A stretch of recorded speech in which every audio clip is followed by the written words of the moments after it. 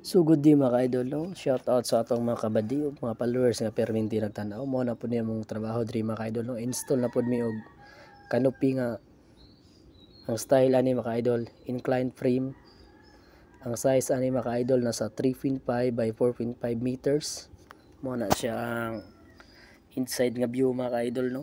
Mo na siya ang strap kanang nay mga eyelets mga ka-idol. Dinha mi magtali og PC mga ka-idol, no? Ang purpose ana para mas ligon siya, dili siya mulupad inig hangin mga ka-idol.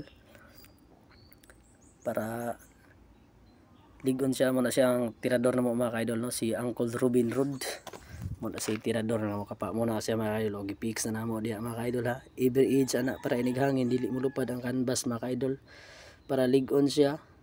Din gitoks pud namo ang kanto-kanto sa poste ana mga ka-idol, no? Para di gid siya maibot if ever man maghangin or maglinog mga ka-idol. So mo ni ang outside nga view, mo na siya mga ka-idol, oh. White gray ang iyang atop. So